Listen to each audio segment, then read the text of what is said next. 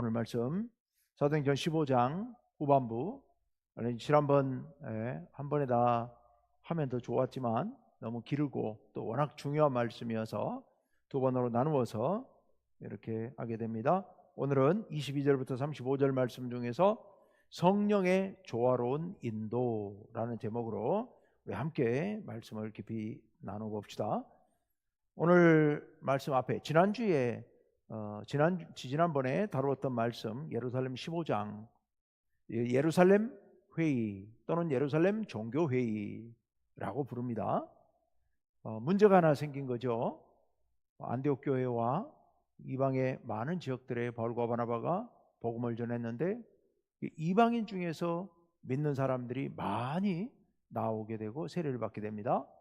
그런데 유대인들 중에, 바리새인들 중에서 개종한 사람들이, 예수를 믿는 사람들이 예수를 믿는 이방인들도 구원받으려면은 할례를 받고 율법을 행해야 되는 것 아니냐, 이런 이제 문제 제기를 한 겁니다. 안디옥으로 찾아와 가지고 사람들에게 그렇게 얘기하니까 이방인 기독교인들이 헷갈리기 시작한 겁니다. 이거 어떻게 해야 되는 거지? 어느 말이 맞는 거지? 그리고 안디옥 교회 안에서 그것 때문에 논쟁이 벌어지게 된 겁니다. 그래서 안디옥 교회가 바울과 바나바를 대표로 예루살렘에 파송해서 이 문제에 대해서 질문을 하고 그 결론에 따라서 우리가 결론에 따르자, 이렇게 해서 파송하게 됐고 바울과 바나바가 예루살렘에 갔습니다. 그래서 이제 바울과 바나바가 선교 보고를 하는 과정에서 바로 또 바리새인들 중에 개종한 그리스도인들이 똑같은 얘기를 하게 됩니다. 자, 그래서 많은 논란이, 교회 안에 막 시끄러운 소란이 벌어지고 논란이 벌어지게 되지요. 그러자 이제 우리가 이 문제에 대해서 결의를 하자 하고 대표들이 따로 모여서 회의를 하게 됩니다. 전 교인들이 있는 자리는 아니었던 것 같고요. 대표들만 따로 모여서 논의를 했다고 기록이 되고 있습니다. 그래서 그 회의석상에서 베드로가 일어나서 과거 가이사랴에서 백부장 고넬료와 그 가족에게 복음을 전하고 그들이 예수를 믿을 때 성령이 임하는 것을 보면서 세례를 그들에게 주었고, 그로 인해서 11장에서 예루살렘에 왔더니 유대인들이 문제 제기하자 하나님께서 그렇게 하시는 걸 내가 어떻게 막을 수 있느냐 해서 그렇게 하기로 결의됐다, 그런 이야기들을 다 하게 되죠. 그러면서 우리 하나님께서 그렇게 하신다, 이 얘기를 했고, 두 번째로는 우리도 매지 못하는 율법의 멍에를 이방인들에게 매게 했어야 되겠느냐, 예수를 믿음으로 구원받는 것을 왜 이런 멍에를 지워서 어렵게 만드느냐라고 베드로가 얘기를 하죠.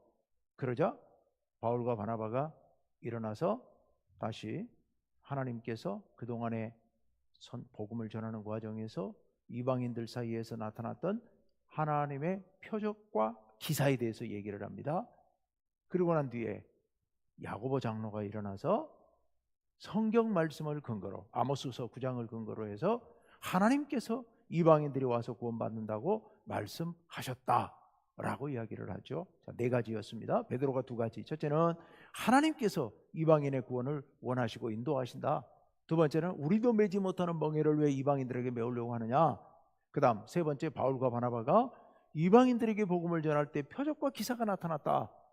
네 번째, 야고보가 일어나서 구약성경 아모스서에서 이미 다 얘기된 거다, 이렇게 네 가지를 얘기하면서 그러니 그들에게 할례와 율법을 준수하라고 하는 그런 멍에를 메우지 말자, 최소한 꼭 지켰으면 좋겠다라는 싶은 것 네 가지만, 요긴한 것 네 가지만 지키도록 하자, 이렇게 결의를 하고, 그리고 지난주에 이제 거기서 마무리를 지었습니다. 오늘은 이제 그 뒤에 이어지는 말씀입니다. 네 가지에 대한 이야기는 지난주에 말씀을 안 드렸어요.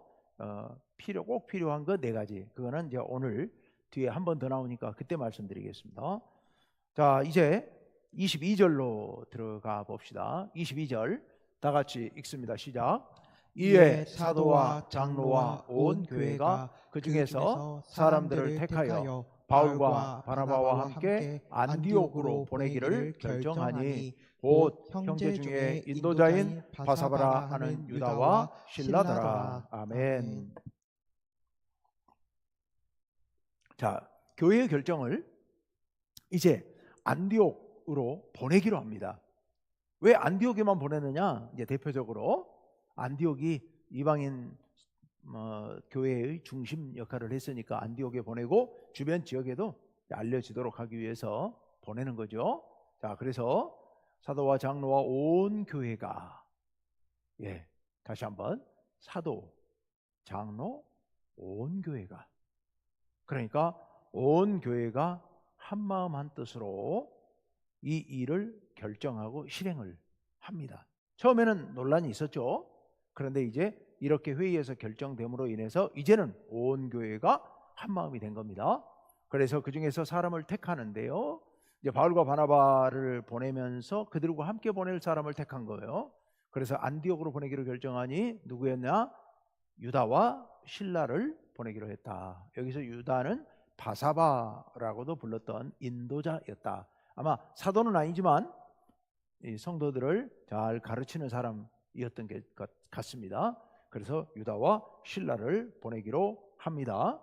사도들 바나바와 바울과 바나바만 보내갖고는 또 그 다른 사람들이 의문을 제기할 수도 있을지 모르겠으니까 예루살렘에서 새롭게 파송한 대표를 보내서 거기 의문의 여지가 없이 명확하게 예루살렘 교회의 뜻을 전달하도록 하기 위해서, 그래서 두 사람을 보내게 됩니다. 자, 이제 23절로 가봅시다. 다 같이요, 시작.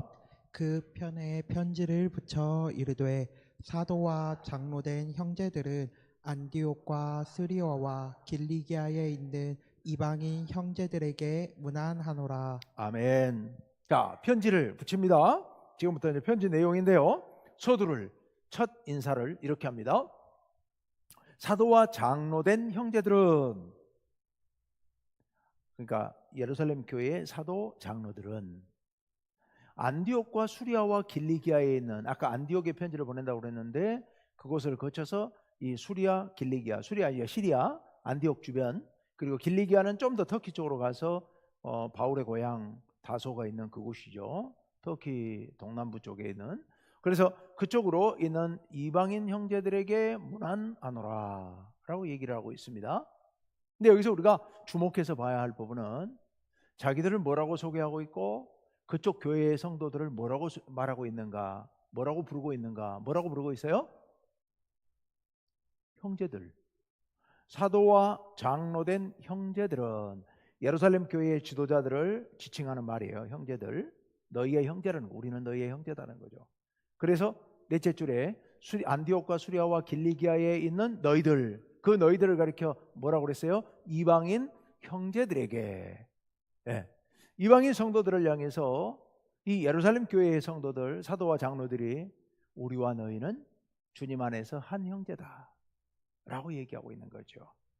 이 형제라고 하는 표현을 이 당시에 이렇게 썼다고 하는 것은 너희를 우리의 교회 공동체 안으로, 교회는 하나잖아요. 교회는 모두가 하나니까 우리 교회 공동체 안의 한 형제 한 자매로 우리가 인정한다, 받아들인다 라는 의미에서 우리가 너희의 형제고 너희는 우리의 형제다 라고 이렇게 표현하고 있습니다. 굉장히 중요한 말이죠. 우리 모두는, 예수를 믿는 우리 모두는 다 형제들인 줄로 믿습니다. 우린 다 형제들이에요. 우린 다 형제 자매들이에요. 자, 그래서 그렇게 편지를 보내면서 이제 교회의 공적 권위를 가지고 편지를 보냅니다. 그러면서 24절로 가봅시다. 24절 다 같이요, 시작. 들은즉 우리 가운데서 어떤 사람들이 우리의 지시도 없이 나가서 말로 너희를 괴롭게 하고 마음을 혼란하게 한다 하기로. 아멘. 안디옥 교회에 보내왔던, 그때 처음에 와서 문제를 제기했던 그들을 이야기하는 거죠. 우리 가운데서 어떤 사람들이, 그러니까 예루살렘 교회에서 나간 건 맞아요. 우리 가운데서 어떤 사람들이 우리의 지시도 없이, 우리가 보낸 거 아니다, 자기들이 임의로 나간 거다. 임의로 나가서 그래서 말로 너희를 괴롭게 하고, 뭐라고요? 할례 안 받으면 구원 없다 율법 지켜야 된다. 이방인들도 그래야 구원받는다라고 얘기한 것. 그것이 그들을 괴롭게 한 것이고 마음을 혼란하게 한 것이라는 겁니다. 그렇죠. 그들이 혼란을 겪은 거죠. 정말 어떻게 해야 되느냐. 그러면서 예수를 믿음으로 구원받는다고 하는 이 놀라운 진리에 대해서 흔들리게 되는 이런 위험과 혼란을 겪게 됐던 거죠. 그래서 그렇게 한다 하기로 했습니다. 잘못을 예루살렘 교회의 성도들이 잘못을 범했던 것을 인정하고 있는 거죠. 자, 25절 26절 읽습니다. 다 같이요. 시작. 사람을 택하여 우리 주 예수 그리스도의 이름을 위하여 생명을 아끼지 아니하는 자이 우리가 사랑하는 바나바와 바울과 함께 너희에게 보내기를 만장일치로 결정하였노라. 아멘. 사람을 택해서, 그러니까 유다와 실라죠. 유다와 실라 사람을 택해서 바나바와 바울과 함께 너희에게로 보내기로 했다는 거예요. 그런데 그 안에 우리가 두 가지 점을 좀 살펴봐야 될 것이, 바나바 바울을 뭐라고 소개하고 있느냐.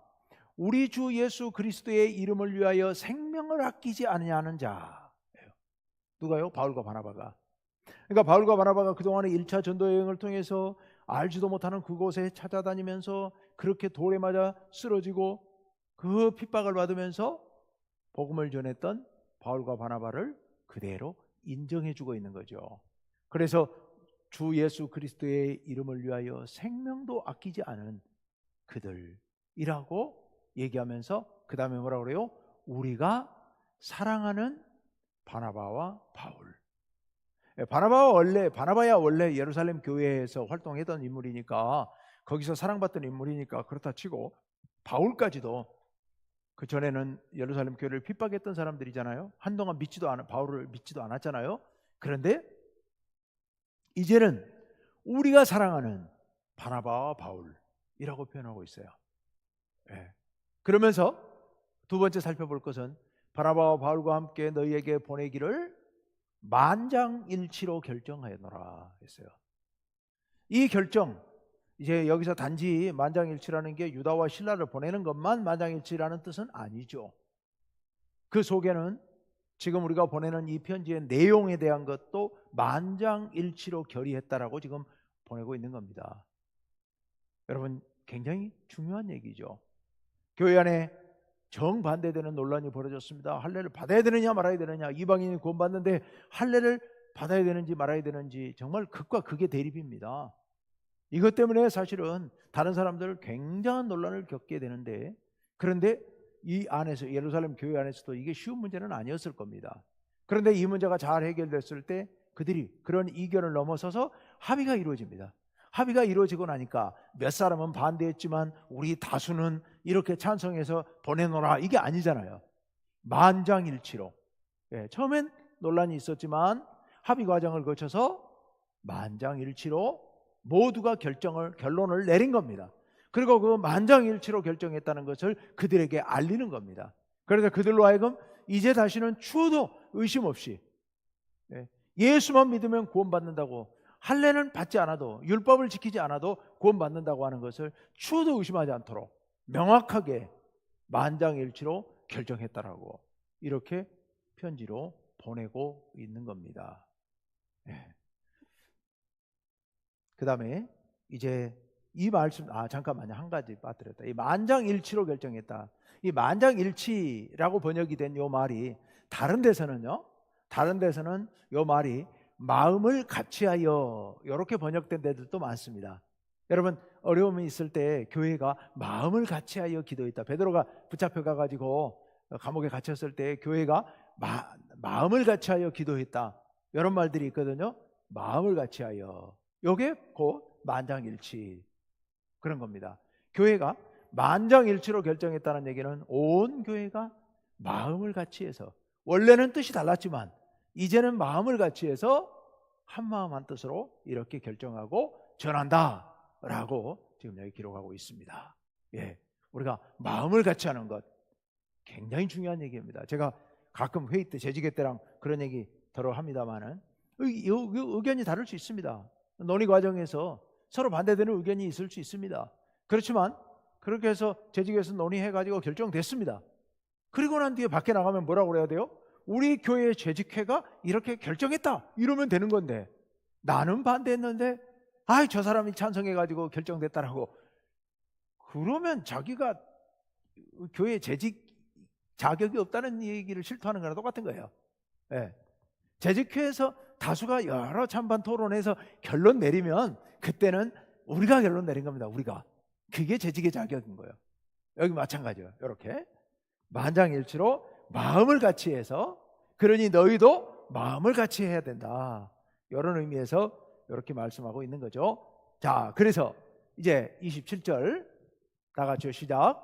그리하여 유다와 실라를 보내니 그들도 이 일을 말로 전하리라. 아멘. 유다와 실라를 우리 교회가 보낸다.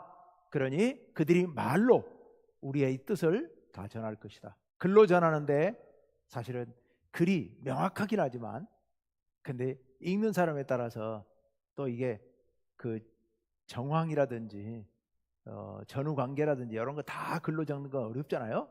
그래서 설명이 필요할 일들도 많잖아요. 말로만 하면 이게 명확하지가 않을 수 있고, 글로만 하면 명확한 건 좋은데 까딱하면 앞뒤 정황을 다 모르기 때문에 이게 오해를 불러일으킬 위험성도 있고요.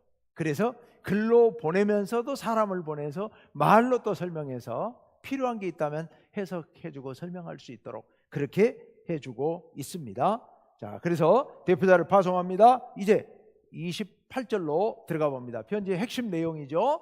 다 같이 읽습니다. 시작.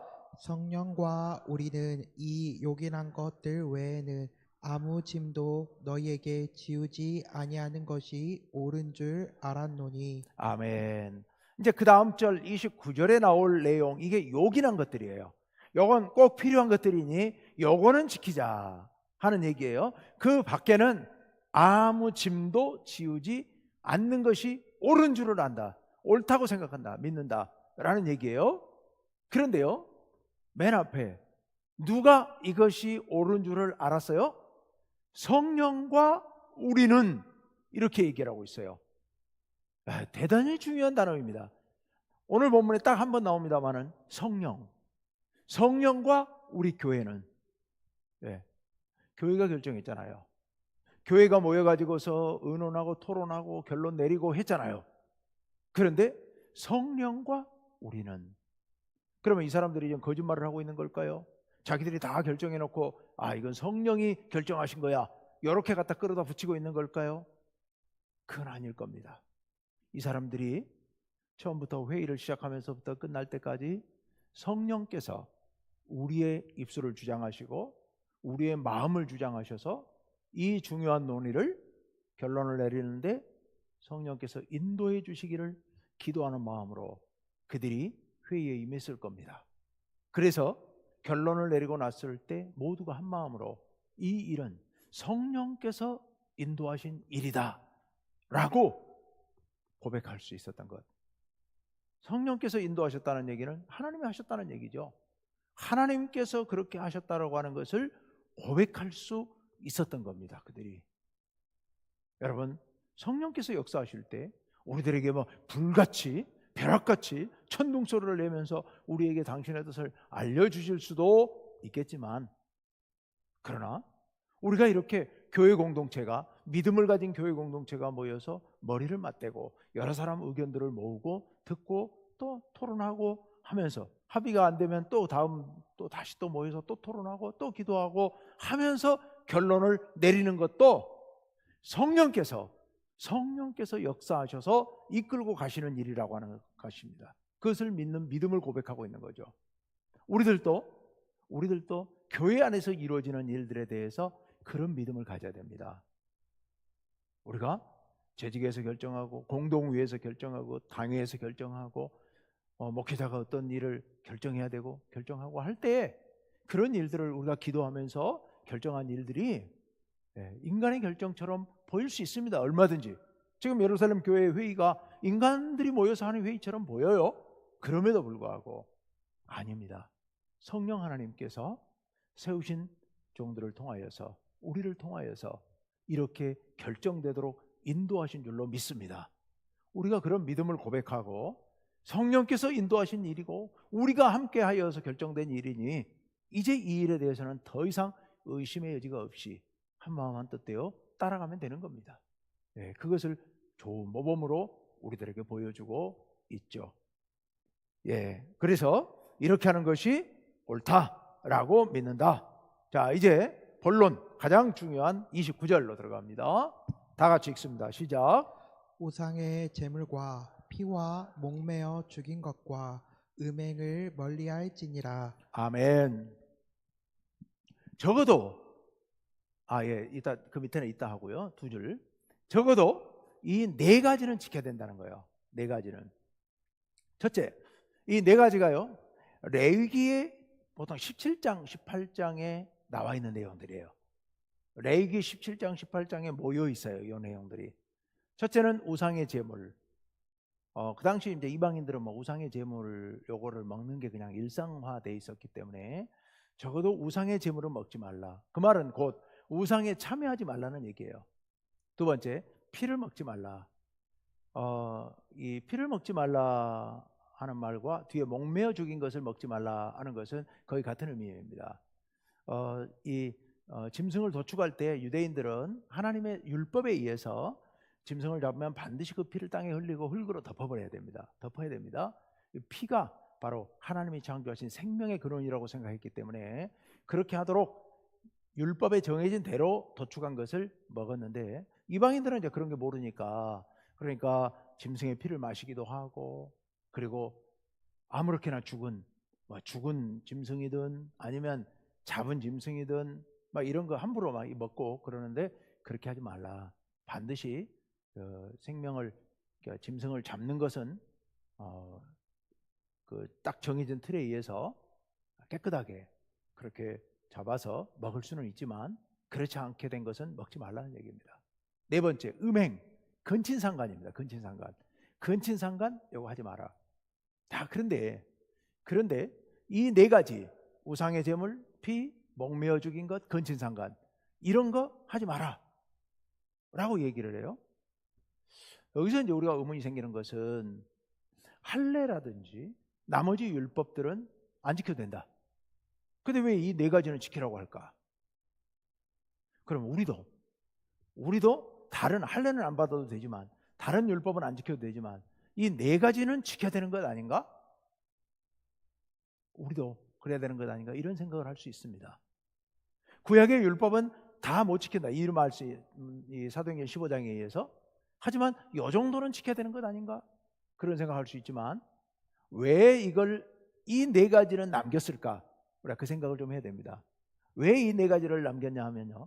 이전부터 이미 이방인들이 유대인들과 교류가 많았는데 이 교류하고 함께 식사를 하거나 함께 생활을 할 때 적어도 이 네 가지만은 이방인들도 지켜야 된다. 이걸 안 지킨 사람들하고는 도저히 같이 못한다. 이게 이제 유대인들이 그 당시 디아스포라 유대인들, 이방인들과 교류가 많았던 유대인들이 지켜왔던 내용들입니다. 그 말이 나왔던 내용들입니다. 그것을 그대로 따와서 만약에 이것마저 어긴다면 유대인들이 이방인들과 함께 교제하고 교회 안에서 함께 교류하는데 유대인들이 너무 힘들다는 겁니다. 유대인들이 그런 사람들과 함께 밥을 먹고 그런 사람들과 함께 행동하고 생활하는 것은 받아들이기가 너무 힘들다는 거죠. 그래서 최소한 이거는 함께 생활할 유대인들을 위해서 너희가 이것만큼은 좀 지켜달라. 이런 결론 내용인 겁니다. 다시 말씀드리면 그 당시에 유대인들의 삶의 정황으로 봤을 때 이것만큼은 좀 지키는 것이 좋겠다. 최소한 이런 취지다. 그러면 오늘날 우리들이 이 네 가지를 물론 뭐 음행을 하는 이건 안 해야죠. 안 해야죠 당연히. 그렇지만 이 네 가지 문제로 인해서 유대인들처럼 이렇게 충돌을 하고 뭐 이런 문제는 우리한테는 없잖아요. 그러니까 요걸 글자 그대로 지키려고 막 그렇게 하는 그래서 목매어 죽인 것, 피, 뭐 우상의 제물 뭐 다 우리가 뭐 지킬 수 있는 것들이긴 합니다만은 이걸 글자 그대로 뭐 하겠다고 매일 필요는 없다 하는 겁니다. 그거는 그 당시의 정황과 관련이 있다라는 것. 여기서 우리가 한 가지 생각해 봐야 될 아주 중요한 문제가 있는 겁니다. 지금 예루살렘 교회가 이런 결정을 내리잖아요. 이런 결정을 내리는데, 그런데 이 결정을 내릴 때 가장 중요하게 고려했던 것이 무엇인가 하는 걸 생각해 보셔야 됩니다. 무엇을 생각하면서 이런 결정을 내렸을까? 첫째는 이방인 기독교인들이 할례를 받고 율법을 다 지키면서 예수 믿으라고 하는 거, 이거는 불가능한 일이다. 거의 그들이 못한다. 이렇게 되면 예수 못 믿는다, 그 사람들. 그러니 그 사람들이 예수님을 믿고 구원받는 길을 방해하고 막 가로막는 이런 장벽을 만들 필요는 없지 않느냐, 이걸 제거해야 되지 않겠느냐, 이런 취지에서 할례를 안 받아도 된다, 다른 율법 안 지켜도 된다, 이런 결정을 한 겁니다. 순전히 이방인들이 예수 믿는데 어려움 없도록, 그들이 보다 폭넓게 예수님을 믿을 수 있도록 길을 열어주자는 그런 아주 깊은 배려에서 이 결정을 한 겁니다.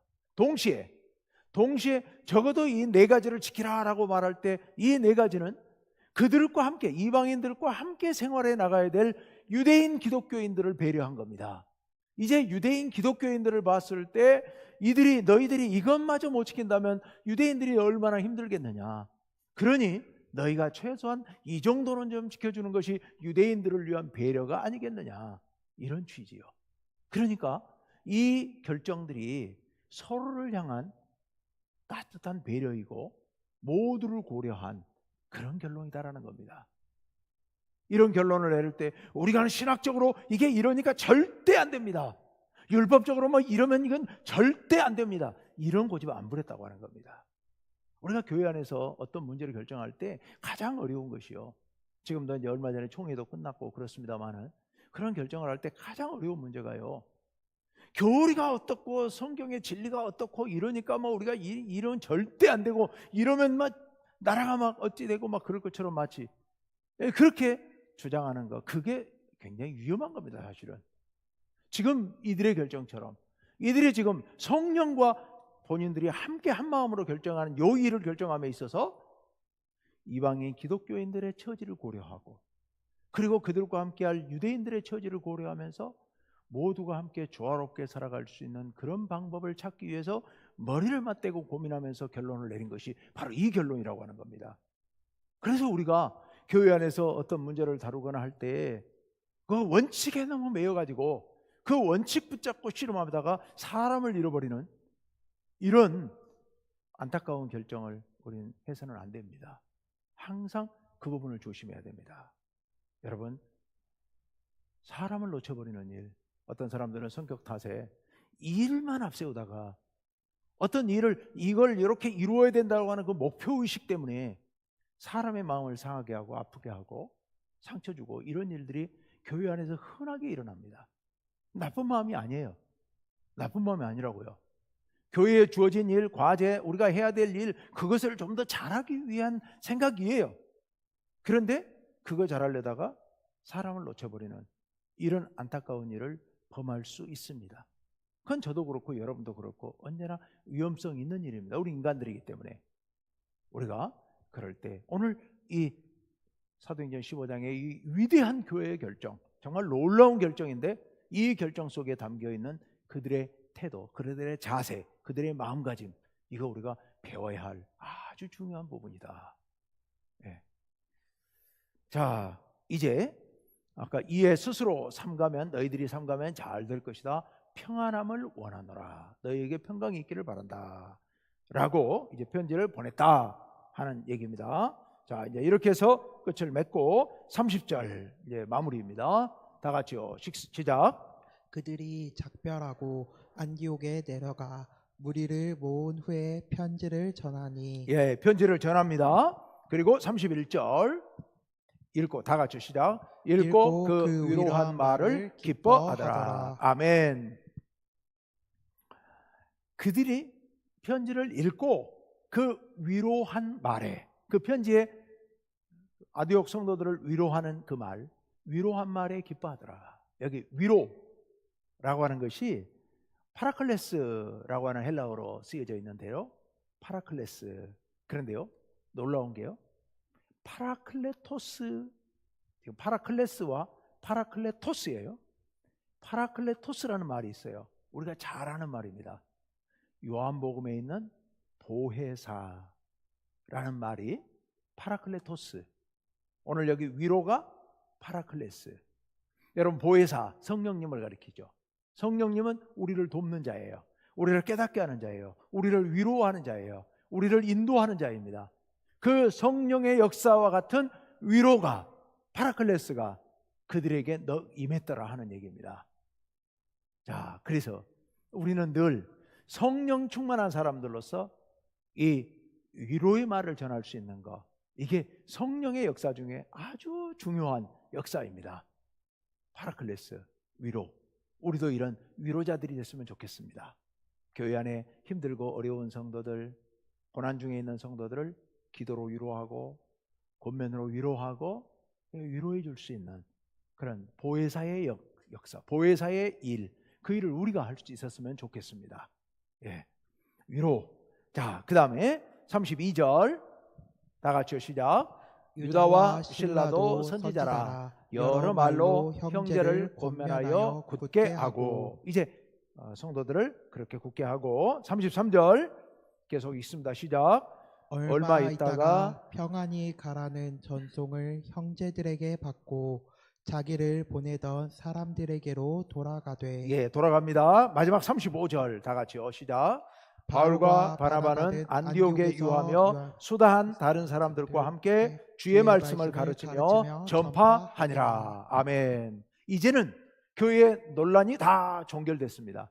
그래서 바울과 바나바가 이제 많은 성도들을 다시 활기차게 목회하면서 가르치고 설교하고 하면서 이렇게 교회가 은혜 가운데 진행하고 있었다라는 그런 결론입니다. 자, 오늘 우리가 말씀 여기까지 쭉 봤는데요. 여러분, 교회가 서로 정반대의 의견이 충돌하게 됐습니다. 나쁜 마음이 아니고 생각이 다른 거예요, 둘 다. 그런데 이 문제를 해결하지 않으면 안 됐었죠. 그것을 이렇게 성령의 인도하심 따라 온 교회가 한마음 한뜻되어 잘 결정을 했습니다. 그 과정 역시도 아무 어려움 없이 잘 결정했습니다. 여러분, 우리가 이런 과정을 겪으면서 오히려 교회가 더 든든히 서가고 더 하나가 되어가는 겁니다. 여러분, 우리가 교회 안에 이견이 얼마든지 있을 수 있습니다. 서로 생각이 다를 수 있습니다. 그러나 그 다른 생각들을 이렇게 잘 모아나갈 때 교회가 더 든든히 서가게 될 줄로 믿습니다. 우리가 그런 교회 되기를 위해서 기도해 주시기를 바라고요. 오늘 이 회의가 이 교회 안에 중요한 문제 해결의 어떤 모범을 제시했고, 교회 정치의 모범 사례, 이건 교회 정치뿐만 아니라 일반 세상 정치에도 모범될 수 있는 내용들이죠. 이런 모범이 되었다. 마지막으로 우리가 중요하게 여겨야 될 것은 이 모든 것을 가능하게 한 힘이 어디서 나왔을까? 저는 이렇게 생각합니다. 그 예루살렘 교회 안에 회의에 참여한 모든 주체들이 하나님 앞에 겸손한 자세로 임했지 않았는가? 그래서 내 생각이 틀릴 수도 있다라는 거, 하나님께서 오르시고 우리는 어리석다는 거, 이걸 인정했기 때문에 나와 생각이 다른 사람들의 의견을 받아들일 수가 있었던 겁니다. 여러분, 교회 안에서 우리가 절대로 잊지 말아야 될 것은 교회의 머리는 하나님이신데, 예수님이신데 나보다 지혜로우시다는 거예요. 나는 하나님 앞에 미련한 존재라는 거, 이거 인정해야 됩니다. 그래야만 다른 사람 의견을 받아들일 수가 있게 됩니다. 제가 노예 안에서 그 긴 복잡한 재판을 쭉 1년 반 넘게 진행해 오면서 싸울 때마다 누누이 제가 강조했던 말이 그 말입니다. 우리는 어리석습니다. 우리 하나님은 지혜로우신 분이다. 하나님께 지혜를 구하고 내가 어리석다는 걸 인정하고 그리고 들어가지 않으면 안 된다. 이런 얘기를 수도 없이 했었던 것 같은데요. 우리 하나님께서 우리 교회의 주인이시고 하나님께서 지혜로 우리를 이끌어 주신다고 하는 사실을 인정하고 믿고, 그리고 주님 앞에 설 때 성령께서 우리 교회를 하나 되게 하시고 교회가 힘있게 나아갈 수 있도록 인도하여 주시는 줄로 믿습니다. 오늘 이 말씀을 붙들고 함께 기도하기를 원합니다. 하나님, 교회가 서로 의견이 다를 때 한마음 한뜻 되어 기도하며 하나님의 의를 이루어가게 하옵소서 기도하고요. 내가 하나님 앞에 얼마나 부족한 존재인지를 알고 겸손한 모습으로 나아가게 하시고 주님이 주인이심을 인정하며 그렇게 살게 하여 그렇게 나아가게 하여 주옵소서 기도하시기를 바랍니다. 특별히